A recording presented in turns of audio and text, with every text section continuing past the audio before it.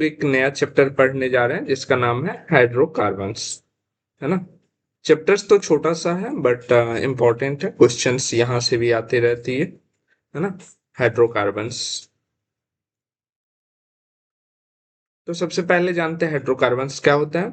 Hydrocarbons are organic compounds made up of only carbon and hydrogens atoms, है ना। Hydrocarbons में हम लोग जो पढ़ते हैं तो उसमें बेसिकली उनके बारे में जो कंपोनेंट या कंपाउंड्स, है ना, यौगिक जिसको बोलते हैं आप लोग, या जो भी सामान बना होगा वो केवल और केवल कार्बन और हाइड्रोजन से ही मिलकर के बना होगा, उसे हम लोग क्या बोलेंगे, हाइड्रोकार्बन्स बोलेंगे। ठीक है। तो वैसे सभी के सभी एटम्स या वैसे सभी के सभी कंपाउंड्स जो कार्बन और हाइड्रोजन से मिलकर के या दोनों परमाणुओं से मिलकर के बना होता है उसे हम लोग क्या बोलते हैं, हाइड्रोकार्बन्स बोलते हैं, है ना। तो ऑर्गेनिक कंपाउंड्स में या ऑर्गेनिक केमिस्ट्री में हमने पढ़ा था कार्बन और उससे बने हुए कंपाउंड्स के बारे में। यहाँ पर हाइड्रोकार्बन्स है। क्लियर हुआ? इंट्रोडक्शन से क्लियर हुआ हाइड्रोकार्बन्स के बारे में? बताइए जल्दी से।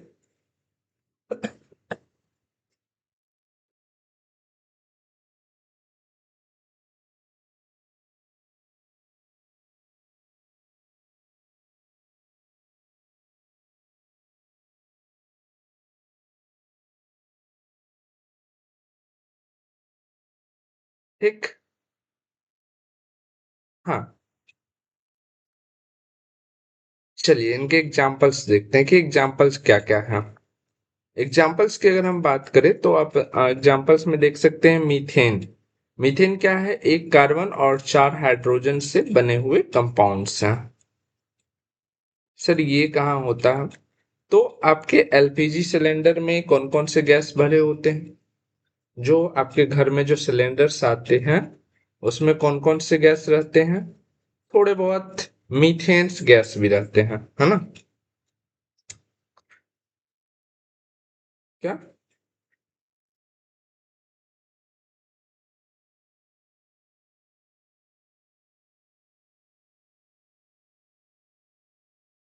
नहीं, वो घरेलू गैस एलपीजी सिलेंडर जिस पे खाना बनता है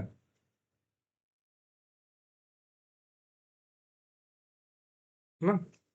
तो वहां पर अगर आप देखें तो ढेर सारे आपके कार्बन एंड हाइड्रोजन से मिले हुए डेरिवेटिव्स आपको देखने को मिलेंगे।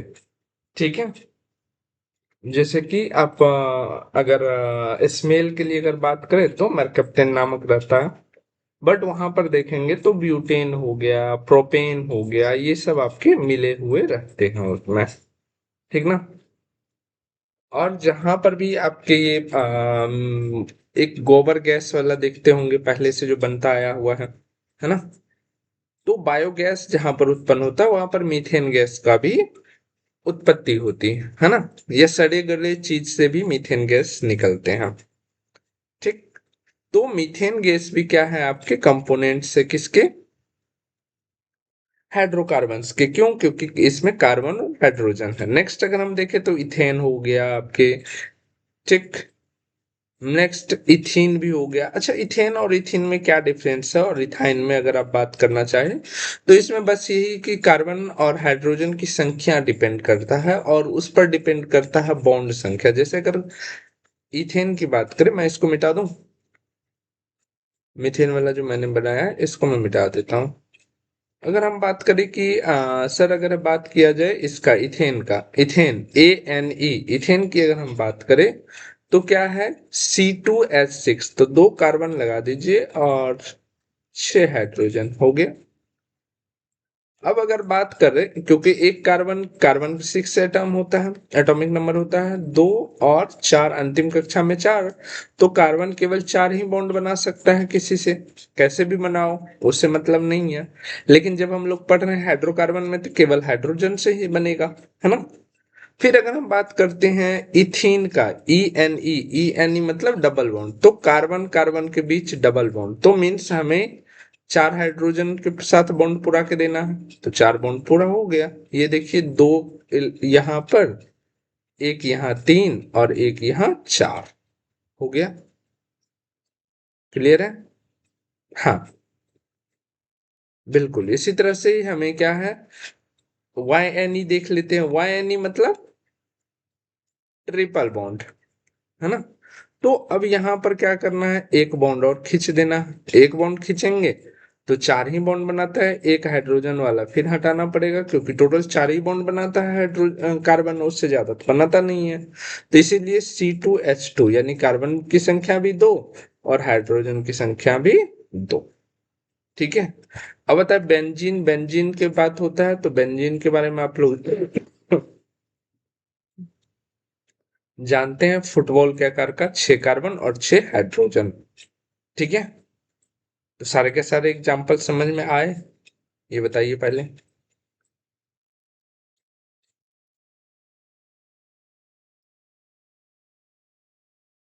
सारे के सारे एग्जाम्पल समझ में आए, उसमें कोई दिक्कत नहीं ना। चलिए नेक्स्ट देखते हैं। Hydrocarbons are major constituents of petroleum and natural gas. Hydrocarbons जो होते हैं ये मेजर कंस्टिट्यूएंट्स होते हैं। मेजर कंस्टिट्यूएंट्स मतलब पार्ट्स, है ना।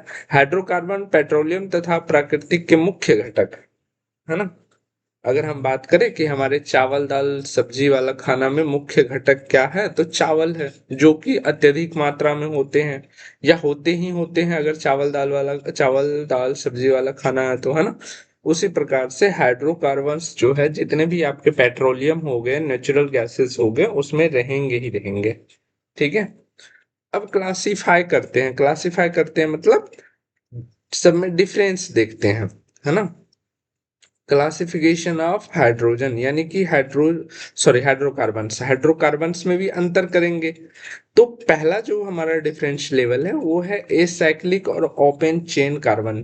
चेन के हिसाब से जैसे हम लोग क्या करे थे, जब नेमिंग ऑफ कंपाउंड्स देख रहे थे ऑर्गेनिक केमिस्ट्री में, तो हमने वहां पर open chain, close chain, cyclic, acyclic पढ़े थे ना।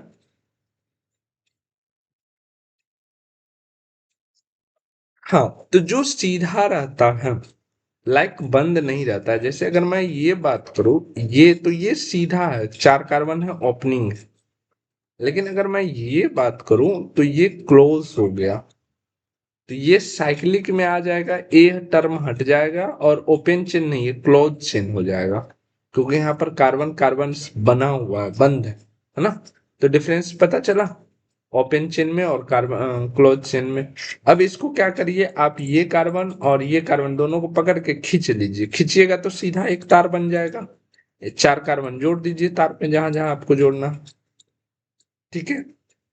लेकिन इसको कहीं से भी खींचिएगा तो ये तीन के तीन एक बंद लूप में रहेगा ही रहेगा। क्लियर है। तो अगर हम बात करें साइक्लिक का जो और ओपन हाइड्रोकार्बन्स क्या होते हैं, तो carbon atoms are arrange in straight और ब्रांच चेन, है ना। स्टेट में या ब्रांच में होंगे लेकिन बंद नहीं होंगे, है ना। तो अगर एग्जाम्पल की बात करें तो मीथेन हो गया, C2H6 इथेन हो गया, है ना, C3H8 यानी प्रोपेन हो गया। अगर किसी एक का आप लोग कहिएगा तो हम डायग्राम बना दे, स्ट्रक्चर्स बना देंगे, डायग्राम नहीं स्ट्रक्चर्स। अगर हम इसी का देखें, प्रोपेन का ही देखें, तो 3 कार्बन है तो पहले 3 कार्बन को सिंगल सिंगल बॉन्ड से ही लगाइए, कोई दिक्कत नहीं है।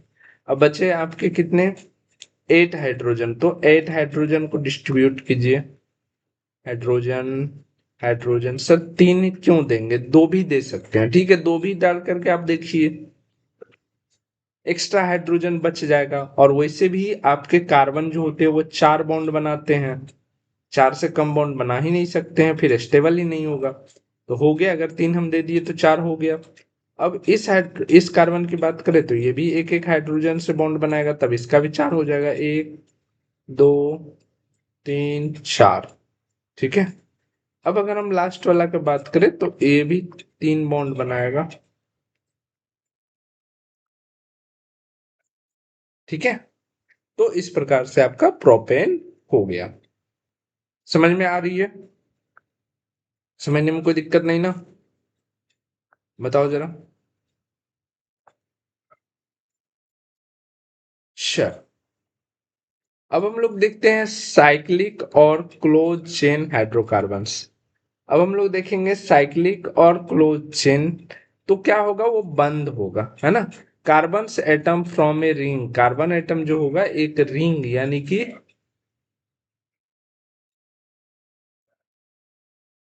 घेरे टाइप से में रहेंगे, है ना, या घेरा बनाएंगे, ओपन नहीं रहेंगे। जैसे कि साइक्लोहेक्सेन, हेक्स मतलब क्या होता है, सिक्स, तो साइक्लो मतलब बंद वाला।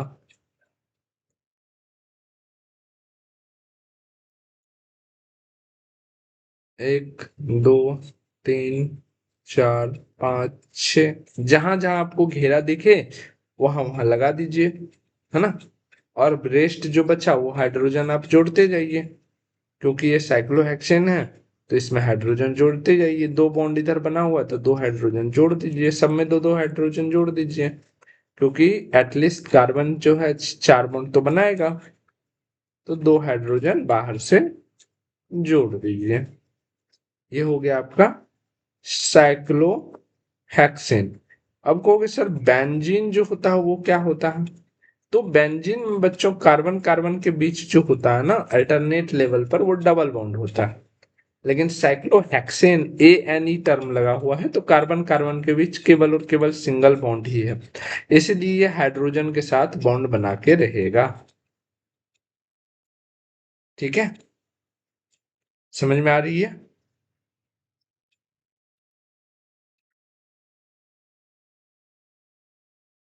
कोई समस्या नहीं ना।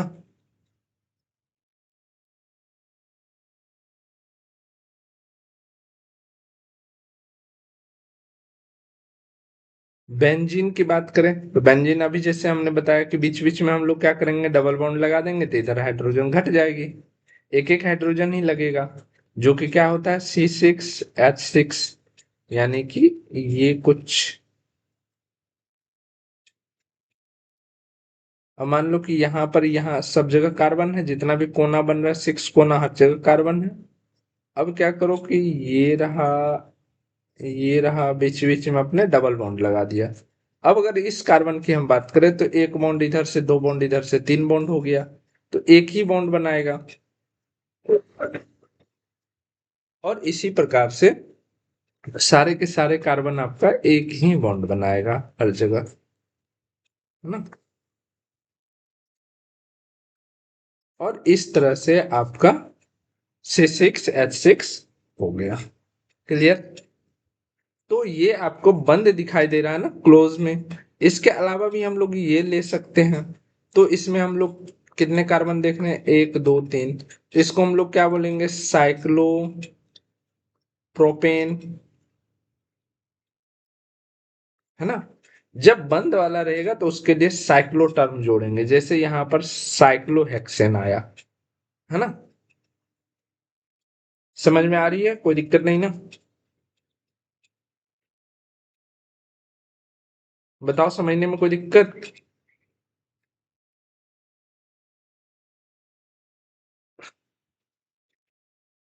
चलो अब हम बात करते हैं कार्बन्स, हाइड्रोकार्बन्स के टाइप्स पर, यानी सेचुरेटेड या अनसेचुरेटेड इस लेवल पर, है ना। तो सेचुरेटेड और इन अनसेचुरेटेड लेवल पर पहले देखते हैं हम लोग सेचुरेटेड पर, है ना। सेचुरेटेड हाइड्रोकार्बन जिसे हम लोग एल्केन्स बोलते हैं, क्या बोलते हैं, एल्केन्स बोलते हैं। Only single bonds are present, का यहाँ पर क्या होंगे, हाइड्रोजन और कार्बन के बीच में केवल सिंगल बॉन्ड ही रहेगा, वैसे भी सिंगल बॉन्ड ही रह सकता है।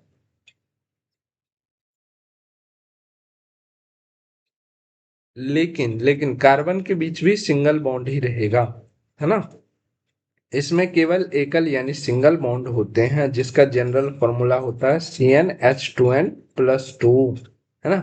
जैसे कि मीथेन की अगर हम बात करें तो मीथेन का क्या हो गया, C1H4। अगर फॉर्मूला पर हम देखें कि फॉर्मूला पे कैसे बैठेगा, कोई बात नहीं, Cn डालिए, n की जगह पे 1 डालिए क्योंकि नंबर ऑफ कार्बन, ठीक है। H 2 × 1, 2 × n कितना है, 4 है। अरे नहीं, ये वाला n भी कार्बन की संख्या जो वहां लेंगे वही चीज यहाँ भी लेंगे, तो यहाँ पर भी 1 लेंगे और प्लस में 2, है ना। तो कितना हो जाएगा, C1 2 × 2 2 और +2 4, यानी कि H4। ठीक है, तो C1H4 जो कि है मीथेन आपका, इथेन का भी ऐसे ही हो जाएगा। तो ये हो गया आपका सेचुरेटेड। सेचुरेटेड मतलब एक कार्बन को जितना बॉन्ड बनाना था, लास्ट में 4 बॉन्ड बनाना था, उन्होंने 4 के 4 बॉन्ड बना लिए। अब जब 4 के 4 बॉन्ड बना लिए, तो मान लो कि ये चारों के चारों इलेक्ट्रॉन इसका भी वो अपना दिखा लेंगे, है ना। कार्बन के पास था कितना, कार्बन का 6 होता है, प्लस में इन्होंने दिखाने के लिए 4 और ले आए, और ये बन गए नियोन के जैसे ऑर्गेनिक। क्योंकि नियोन के पास भी 10 होता है, और क्या होता है, वो इनर्ट होता है, सॉरी ऑर्गेनिक बोल दिया क्या, इनर्ट होता है। तो इनर्ट के जैसे ये भी बन गया। क्या समझ में नहीं आ रहा सावित्री? ऑर्गेनिक केमिस्ट्री पढ़े थे ना, उसमें हम लोग कार्बन का नेमिंग वगैरह सब किए थे ना, वहां पर पढ़े थे ना, single bond, double bond, alkane, alkene. ये है हाइड्रोकार्बन, जिसमें हाइड्रोजन और कार्बन के बारे में बात होती है, या हाइड्रोजन और कार्बन से बने यौगिक के बारे में बात होती है। तो अब अगर हम बात लो कि कहें कि कोई भी हाइड्रोजन और कार्बन यौगिक से बना हुआ जो कंपाउंड है, या कार्बन के बना हुआ यौगिक है, वो क्या है, सेचुरेटेड है या अनसेचुरेटेड है। आपको पूछ देगा कि C2H6 कंपाउंड इज सेचुरेटेड, ये जो है सेचुरेटेड है या फिर अनसेचुरेटेड है। तो कैसे पता करोगे कि सेचुरेटेड है या अनसेचुरेटेड है ना। तो सेचुरेटेड कार्बन्स वो होते हैं जो अपना तृप्ति कर लेते हैं, यानी पूरा कर लेते हैं। जैसे मान लो कि 6 इसके पास पहले से था, 4 हाइड्रोजन से 4 लिया और 10 बन गया इसका, यानी कि ये भी क्या हो गया, नियोन के जैसे हो गया, इनर्ट गैस नियोन बन जाता है, ये भी इनर्ट बन गया, ये भी एक्शन में भाग नहीं ले पाएगा। तो ये इस टाइप के भी हाइड्रोजन्स होते हैं जो सेचुरेटेड हाइड्रोकार्बन्स लाइक एल्केन्स के तरह बिहेव करते हैं। समझ में आया?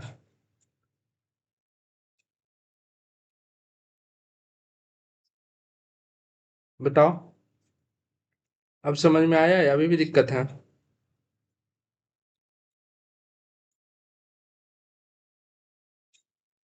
अच्छा सर, समझ में आ रहा है नहीं सर? अच्छा, वो पूछे था मैंने कि किसी को दिक्कत, तो वो बताए थे कि नहीं दिक्कत। अच्छा कोई नहीं, चलो, वेरी गुड, बहुत अच्छा। नेक्स्ट देखते हैं अनसेचुरेटेड हाइड्रोकार्बन्स। अनसेचुरेटेड मतलब जो संतृप्त ना हो। जैसे कि आपको मैंने अपने घर पे बुलाया भोज खाने के लिए, और आपका डोज जो है वो 10 पूरी खाने का। मैंने आपको क्या किया, 5 पूरी में ही आपको बोल दिया कि हो गया, अब उठ जाइए। या 7 पूरी में ही आपको बोल दिया कि हाँ हाँ उठ जाइए, उठ जाइए, है ना। तो ये क्या हो जाते हैं, अनसेचुरेटेड। ये मतलब क्या हुआ कि आप पूरी तरह से तृप्त नहीं हुए। और जब आप तृप्त नहीं हुए, तो अगर आपके पड़ोसी आपको बोलेंगे चलिए मेरे यहाँ भी भोजन खा लीजिए, तो आप उधर भी ढुलक जाइएगा, है ना। क्योंकि आप तृप्त तो हुए नहीं। अगर आप मान लीजिए ए दोस्त के घर पे ही पूरा पेट भर खा लेते, तो बी दोस्त को बोलते कि अब नहीं खा पाएंगे, अब दूसरे दिन, है ना।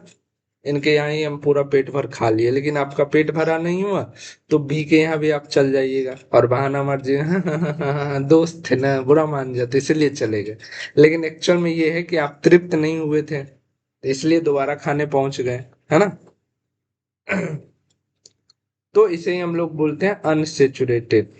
कॉन्टेन डबल और ट्रिपल बॉन्ड, जो जिसमें आपको देखने के लिए क्या मिलेगा, कार्बन कार्बन के बीच डबल या फिर ट्रिपल बॉन्ड देखने को मिलेगा, जिसे हम लोग एल्किन्स, डबल बॉन्ड में E N E लगता है, जिसे हम लोग एल्किन या फिर YN भी लगता है।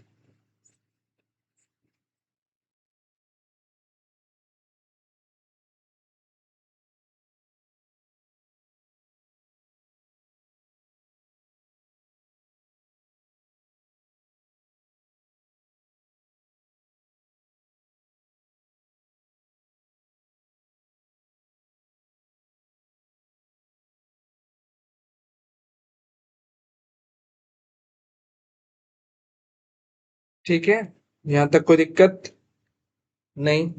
तो अगर हम लोग एल्किन्स की फिलहाल ई एन ई वाले की बात करें तो कॉन्टेन वन और मोर डबल बॉन्ड। तो इसमें एक भी डबल बॉन्ड हो सकते हैं, एक से अधिक डबल बॉन्ड भी हो सकते हैं, है ना। जिसका जनरल फॉर्मूला क्या है, C N H two N, है ना। क्या है, C N H two N. अगर हम एक एग्जांपल्स की बात करें तो आप ये ले सकते हो।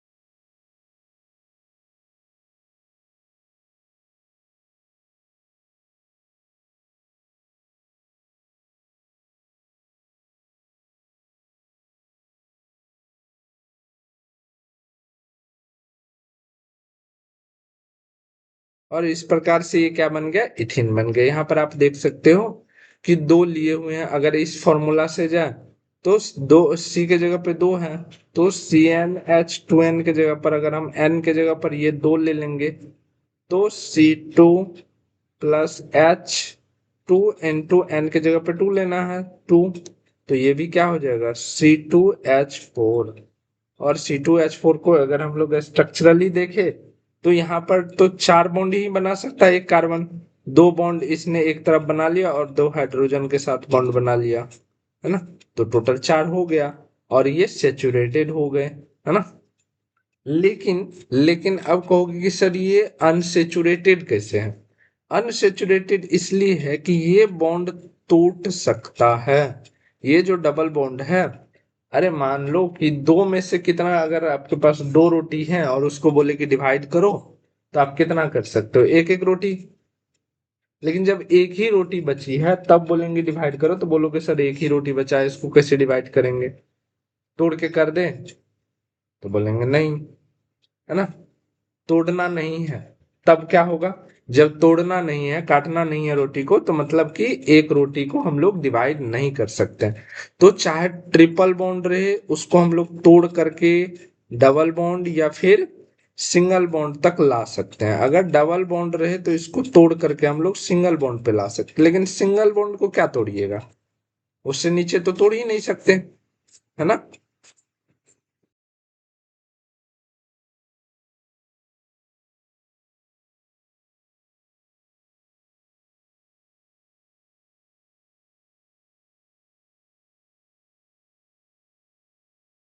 ठीक है, यहां तक समझने में कोई दिक्कत किसी को नहीं ना।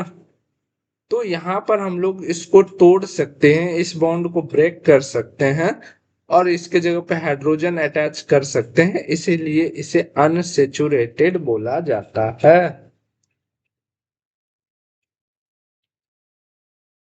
क्लियर, समझने में कोई दिक्कत नहीं ना।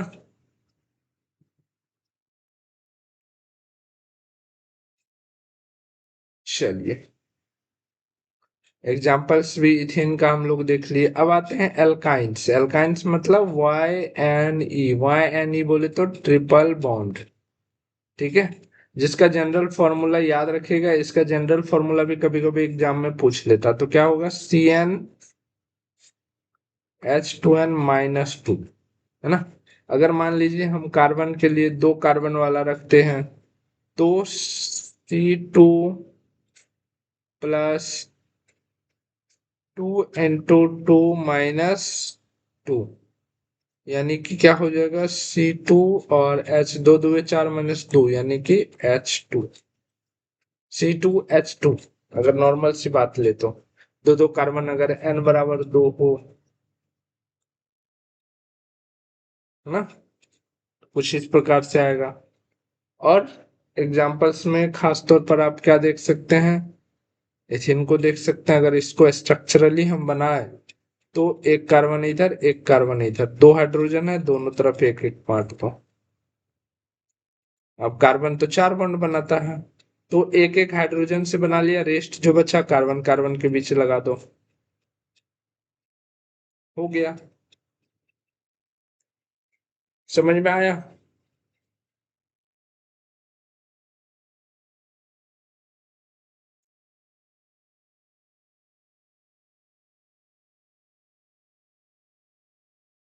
अब चलो देखते हैं होमोलोगस सीरीज। होमोलोगस सीरीज क्या होता है ना? A series of organic compound having same functional formula and same chemical properties। वैसे कार्बनिक यौगिक की श्रेणी जिसमें समान क्रियात्मक समूह तथा सामान्य रासायनिक गुण होते हैं क्या कहलाते हैं? होमोलोगस सीरीज कहलाते हैं। क्लियर है?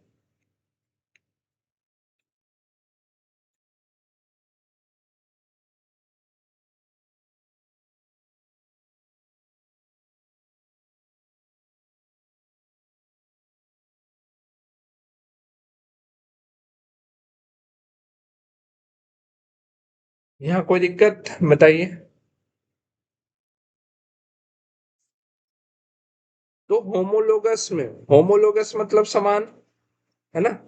तो होमोलोगस जैसे नहीं बोलते अरे हम शकल, तो होमोलोगस केमिकल कंपाउंड में हम लोग कैसा देखेंगे? जिसका जनरल फॉर्मूला क्या हो, सेम हो। सक्सेसिव मेंबर्स जो होगा वो डिफर्स होना चाहिए CH2 से। और सिमिलर केमिकल प्रॉपर्टीज भी होनी चाहिए। मतलब कि जैसे कि मान लो फॉर्मूला भी, जैसे कि मान लो ये फॉर्मूला मान लेते हैं ये, तो दूसरा ऐसा ही होना चाहिए तब हम लोग सिमिलर कहेंगे। पहला बात ये फॉर्मूला पे आ गया। दूसरा जो है सक्सेसिव इसका CH2 से होना चाहिए, यानी कि दूसरा जो होगा वो CH2 ही होना चाहिए। CH3 CH2, है ना? और दूसरा केमिकल प्रॉपर्टीज भी सेम होना चाहिए तब हम उसको बोलते हैं होमोलोगस श्रेणी। यानी हम शकल किसको बोलेंगे? जो सेम सेम दिखेगा उसी को ना।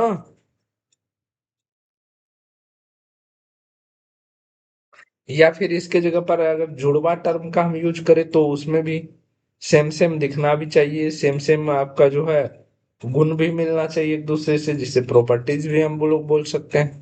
क्लियर है?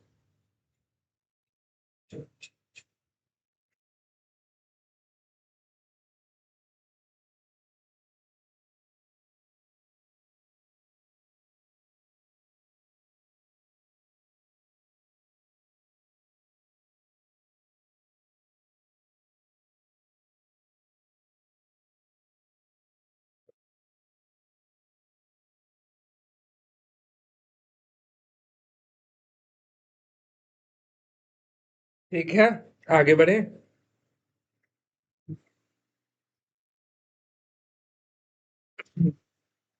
चल, तो अब हम लोग आगे बढ़ते हैं। एल्केन्स का हमने फॉर्मूला देख लिया, है ना? CnH2n होता है। अगर हम लोग नंबर ऑफ कार्बन की बात करें, मीथेन में कार्बन संख्या एक होती है। इथेन में बात करें तो कार्बन संख्या दो होती है। यानी नेमिंग के लिए है। अगर प्रोपेन की बात करें तो प्रोप टर्म आता है तीन कार्बन के लिए, चार कार्बन के लिए ब्यूट टर्म आता है। एल्केन है तो ANE लगा हुआ है ना? पांच कार्बन के लिए पेंट टर्म आता है। ANE तो आपके सिंगल बॉन्ड के लिए, इसीलिए एल्केन्स नाम पड़ा। ठीक, तो इसी प्रकार से 9 कार्बन के लिए नन टर्म यूज करेंगे और 10 कार्बन के लिए डेक टर्म यूज करेंगे। ठीक है। अब आता है preparation of alkanes. Preparation of alkanes, alkane बनाने की विधि, है ना? तो पहला जो प्रोसेस है इसको बोलते हैं हाइड्रोजिनेशन ऑफ एल्केन, है ना? Hydrogenation of alkenes. तो एल्केन कब बनेगा? एल्केन्स, ठीक। एल्कीन्स में जब आप एल्कीन, ENE, ठीक है, AL के ये तो टर्म है, प्लस ENE, इससे हाइड्रोजन आपको बनाना हो तो क्या करेंगे? इसमें यहाँ ENE है, यानी कि हाइड्रोजन की कमी है। जैसे कि मान लो C2H कितना 4, यानी कि कार्बन कार्बन के बीच में डबल बॉन्ड है और इधर दो हाइड्रोजन। हमें चाहिए कैसा? हमें चाहिए ऐसा वाला hydrogen, hydrogen, hydrogen, hydrogen, hydrogen, hydrogen. चाहिए हमें ऐसा वाला, है हमारे पास ऐसा वाला, तो इसमें क्या करेंगे? इसमें देखो 2 हाइड्रोजन एक्स्ट्रा बढ़ा है, तो इसमें जब एल्कीन में हम लोग हाइड्रोजन को ऐड ऑन करेंगे तब हमारा क्या बन जाएगा? एल्केन्स बन जाएगा। तो इसी प्रोसेस को बोलते हैं, हाइड्रोजन को जोड़ने के प्रोसेस को बोलते हैं हाइड्रोजिनेशन। क्या बोलते हैं बच्चों? हाइड्रोजिनेशन बोलते हैं। हाइड्रोजिनेशन ऑफ किसका? एल्कीन्स का हाइड्रोजिनेशन। ये अगर एल्कीन्स में हाइड्रोजन को जोड़ते हैं तो ये प्रोसेस होता है हाइड्रोजिनेशन ऑफ एल्कीन्स। और हाइड्रोजिनेशन ऑफ एल्कीन्स से क्या बनते हैं? एल्केन बनते हैं। ए एन ई वाला, ए एन ई बोले तो सिंगल बॉन्ड वाला, है ना? ये क्या बनते हैं? सिंगल बॉन्ड वाला बनते हैं। समझ में आया क्या? ये बताओ। हाइड्रोजनेशन ऑफ एल्केन्स समझ में आया? फटाक से बताओ, समझ में आया या नहीं?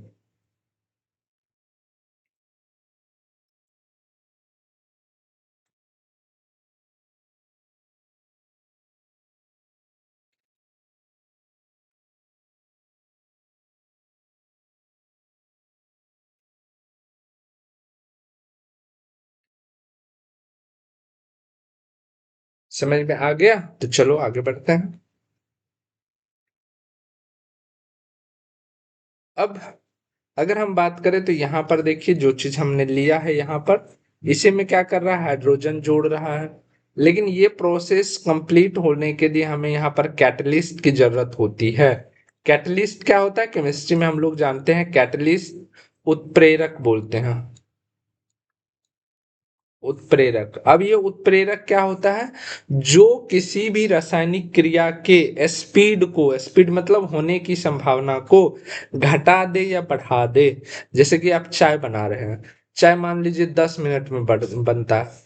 अब उसी में क्या कीजिए, आप लकड़ी ज्यादा डाल दीजिए या फिर गैस के फ्लेम को बढ़ा दीजिए, तो गैस क्या होगा? 10 मिनट की जगह 8 मिनट में बन जाएगा। बन जाएगा ना? मान लीजिए लेबर आपका क्या कर रहा है, पूरे दिन में जो है 100 ईंट उठा करके आपके छत पे लेके जा रहा है, लेकिन उसको क्या कीजिए, आप थोड़ा सा कोल्ड ड्रिंक्स पिला दीजिए। पूरा दिन में से 100 ईटा लेकर के जा रहा था, अब क्या करेगा? 110 ईटा लेकर के जाएगा, तो वो क्या हुआ? बढ़ गया। और पूरा दिन की जगह वो आधा दिन में ही अगर वो काम कर देता है, तो आपका जो स्प्राइट जो आप उसने उसको पिलाए, वो क्या हो गया? कैटलिस्ट हो गया, है ना? तो उत्प्रेरक जिसको बोलते हैं, तो उत्प्रेरक आपका क्या करता है? किसी भी रासायनिक क्रिया के दर को बढ़ा देता है और घटा देता है। और ये क्या है? उत्प्रेरक आपके कौन कौन से इस क्रिया में भाग लेते हैं? निकल, पीटी और पीडी। और यहीं से क्वेश्चन आया हुआ था। हाइड्रोजनेशन प्रोसेस में उत्प्रेरक के रूप में किसका प्रयोग किया जाता है? निकेल था, प्लेटिनम था, और कुछ एक इस तीनों में से एक कोई दे देगा और बाकी तीन अलग अलग दे देगा। और पूछेगा हाइड्रोजनेशंस ऑफ एल्केन में उत्प्रेरक के रूप में किसका उपयोग किया जाता है। और यहां से भी क्वेश्चन आ चुका है। उड्स रिएक्शन में पिछले बार का क्वेश्चन उल्टा के देख लीजिए, यहां से क्वेश्चन आया हुआ है। चाहे आप बीएससी नर्सिंग की बात करें, पैरामेडिकल की बात करें, बराबर क्वेश्चन पूछा ही जाता है यहाँ से, है ना? तो सारे बच्चे जो प्रीवियस ईयर क्वेश्चन करते हैं तो उनको दिख गया होगा। अब आते हैं दूसरे टाइप ऑफ प्रोसेस में, जो कि क्या है? उड्स रिएक्शन। इसमें हम अगर बात करें तो आर एक्स एक्स जो होते हैं, इसमें हम लोग हैलोजेंस ले लेते हैं। हैलो एक्स में हैलोजन फैमिली के कोई भी एटम्स ले लेते हैं। तो यहाँ पर अगर हम देखें, इसमें अगर हम लोग Na को ऐड करते हैं तो आर आर और प्लस में हैलोजन फैमिली के साथ Na रिएक्ट करता है। ठीक है, और जो कि क्या बनाता है? हाइयर एल्केन्स बनाता है।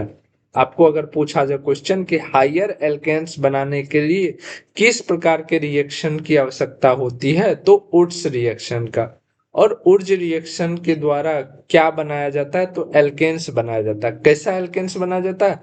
तो हाइयर एल्केन्स बनाया जाता है, जो ज्यादा पावर वाला हो। ठीक है, कोई दिक्कत? बताइए, कोई दिक्कत नहीं ना?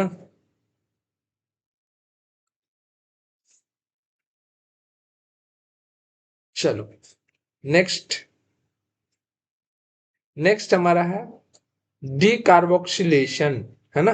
डीकार्बोक्सिलेशन में क्या होगा, जैसे कि मान लीजिए आप यहाँ पर आर आर जो होता है एराइल ग्रुप होता है। एराइल ग्रुप बोले तो जैसे मान लो कि CH4 होना चाहिए, तो ये एक हाइड्रोजन कम है, CH3 है, तो ये आपका एराइल ग्रुप हो गया, जिससे भी जुड़ा रहेगा, है ना।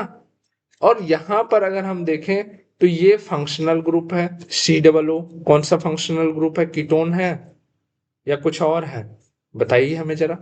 और साथ में आपके एक एटम्स लगे हुए हैं Na सोडियम। और नेक्स्ट देखते हैं NaOH। अगर इन दोनों के साथ अगर हम रिएक्शन करते हैं तो यहाँ पर हमें RH यानी कि एराइल वाला ग्रुप जो होते हैं वो साथ में हाइड्रोजन और Na2CO3 प्राप्त होता है और CaO प्रेजेंट रहते हैं। ठीक है, क्लियर। अब देखते हैं प्रॉपर्टीज ऑफ एल्केन्स। एल्केन की प्रॉपर्टीज क्या होती है, प्रॉपर्टीज बोले तो गुण धर्म जिसको बोलते हैं, कैसा लगता है, टेस्ट वेस्ट, क्लियर। तो सबसे पहले ये कलरलेस होते हैं यानी कि रंगहीन, रंगहीन होते हैं। ठीक है, ऑर्डरलेस मतलब इसका क्रमवार नहीं होता है, कोई क्रमवार नहीं होता है ना।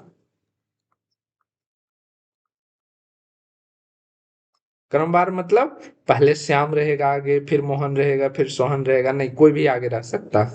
ठीक। नेक्स्ट हम बात करते हैं, next property insoluble in water. Water में अघुलनशील होते हैं। अघुलनशील मतलब जल में नहीं घुलेंगे।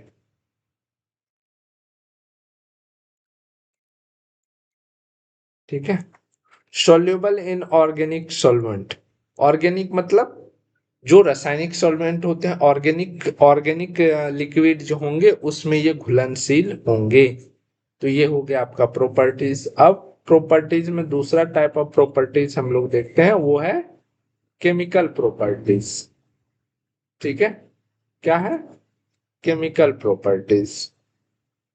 चलो केमिकल प्रॉपर्टीज पहले क्या क्या है, तो पहला अगर हम बात करें तो कंबशन, है ना, जलने पर।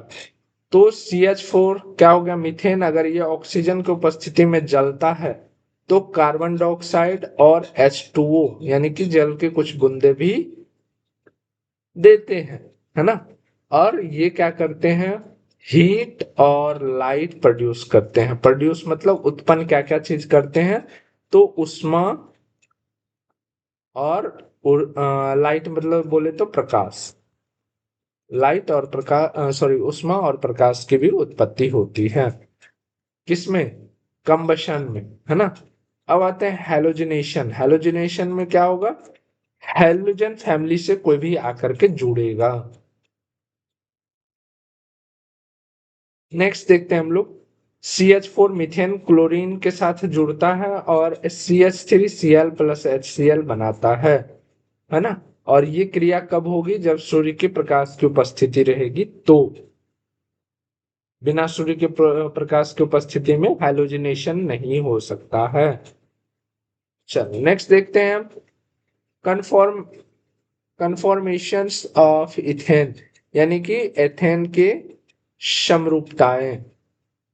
ठीक है, तो पहले आता है स्टार्स्ट कन्फर्मेशन, जो कि क्या होता है, मोस्ट स्टेबल होते हैं। हाइड्रोजन एटम यहाँ पर दूर दूर तक आपको नहीं दिखाई देते हैं। ठीक है, वैसे तो ये आपके एग्जाम में नहीं आएंगे, फिर भी हमने थोड़ा बहुत बता दिया। एक्लिप्स कन्फर्मेशन में क्या होंगे, एक्लिप्स कन्फर्मेशन लेस स्टेबल होते हैं। हाइड्रोजन एटम जो होते हैं यहाँ पर ओवरलैप करते हैं, यानी कि ज्यादा मात्रा में ओवरलैप से एक दूसरे पर कर देते हैं स्ट्रक्चरली। ठीक ना। अब आते हैं एल्कीन्स, जिसका जनरल फॉर्मूला होता है CnH2n, जो कि हाँ याद रखना, फॉर्मूला भी याद रखना, कई बार फॉर्मूला भी पूछ देते हैं, है ना। तो फॉर्मूला से भी सवाल आ सकता है, तो फॉर्मूला को भी याद रखना है सारे बच्चों को। चलो नेक्स्ट बात करते हैं हम लोग, जनरल फॉर्मूला क्या होता है, CnH10। यहाँ पर अगर हम बात करें तो ये हम एक एग्जाम्पल के रूप में देख रहे हैं।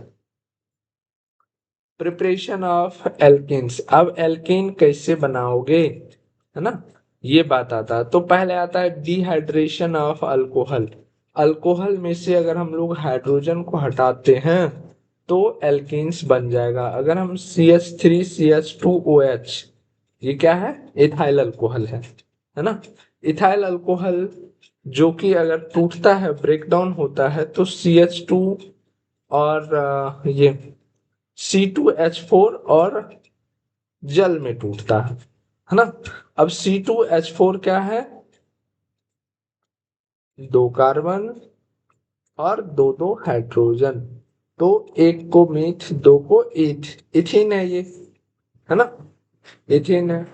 और ये और इस प्रोसेस में आपके कैटलिस्ट कौन रहते हैं, तो H2SO4 रहते हैं, वो भी कैसा, कंसंट्रेशन, यानी कि सांद्र सल्फ्यूरिक अम्ल H2SO4। ठीक है। अब आता है डिहाइड्रोजिनेशन। डिहाइड्रोजिनेशन मतलब हाइड्रोजन का यहाँ पर क्या होगा, टूट जाना।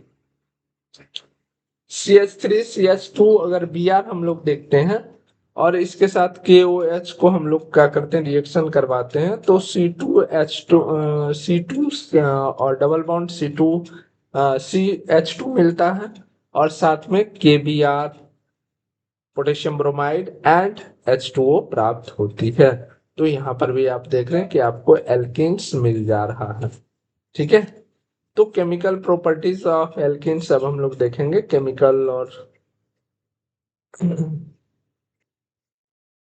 केमिकल प्रॉपर्टीज की बात करें तो हाइड्रोजनेशन में हमें क्या देखने को मिलता है, हाइड्रोजनेशन में देखने को मिलता है कि मीथेन के साथ, सॉरी इथिन है ना, इथिन के साथ अगर हाइड्रोजन मिलाते हैं तो ये क्या बन जाता है,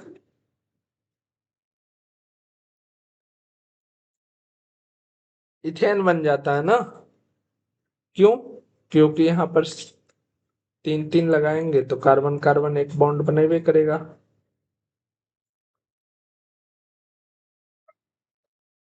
और इस प्रोसेस को क्या बोलेंगे, इथिन बोलेंगे। हाइलोजिनेशन में अगर हम देखें तो Br को ऐड करेंगे, Br ऐड करेंगे तो अलग कंपोनेंट हो जाएगा। ठीक है। एडिशन ऑफ HX को ऐड करेंगे तो फिर अलग कंपोनेंट हो जाएगा। तो ये सब आपको देखना, वहां से दो क्वेश्चन वहां से बनता ही है। पहले हाइड्रेशन की बात करें तो हाइड्रेशन में क्या होगा, यहाँ पर इथेन हम लोग देख रहे हैं, इथेन और जो कि जल अगर एड ऑन करेंगे इथेन के साथ तो ये बदल जाएगा किस में, इथाइल अल्कोहल में। ठीक है। नेक्स्ट है मार्को विनकोव्स रूल, है ना। मार्को विनकोव रूल भी इसी को बोलते हैं और ये एग्जाम में आया हुआ है। when HX added an unsymmetrically alkanes hydrogen attached to the carbon having more hydrogen atoms, जो कि क्या होते हैं, असमित एल्केन में HX का योग होने पर हाइड्रोजन और उस कार्बन से जुड़ता है जो पहले से अधिक हाइड्रोजन के साथ उपस्थित हो। क्लियर। जैसे कि CH3 का बात करें हम लोग, CH3 CH2 और डबल बॉन्ड CH2, अगर इसमें हम लोग Br को यूज करते हैं तो हमारा जो प्रोडक्ट बन के आता है वो ये है। आप ऐसे भी लिख सकते हैं इसको, है ना, जिसको हम लोग बोल सकते हैं 2 ब्रोमो प्रोपेन, है ना, क्योंकि ब्रोमाइड जो है, ये ब्रोमीन जो है ये सेकेंड नंबर कार्बन से जुड़ा हुआ है, इसीलिए।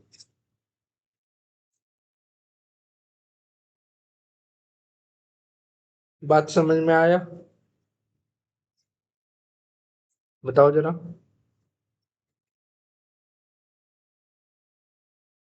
चलो अब देखते हैं पेरोक्साइड इफेक्ट। पेरोक्साइड इफेक्ट क्या होता है, ऑब्जर्व ओनली विथ HBr। ये जो अभी हमने फॉर्मूला देखा ना, ये वाला जो एग्जांपल देखा, इसी में केवल पेरोक्साइड जो है क्या होते हैं, इफेक्ट देखने को मिलता है ना।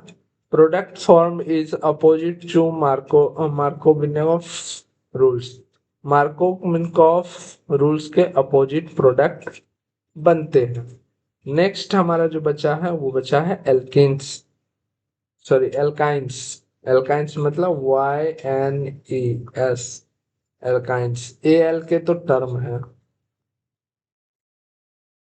ठीक है, जिसका जनरल फॉर्मूला होता है CnH2n-2। और यहाँ से कंटिन्यू करेंगे नेक्स्ट डे। और नेक्स्ट डे जितना भी इसका लगभग इम्पोर्टेंट क्वेश्चंस होगा वो भी हम लोग कर लेंगे। तो बताइए, अभी तक क्लास में कोई दिक्कत, कोई समस्या? अभी तक समझने में कोई दिक्कत नहीं ना?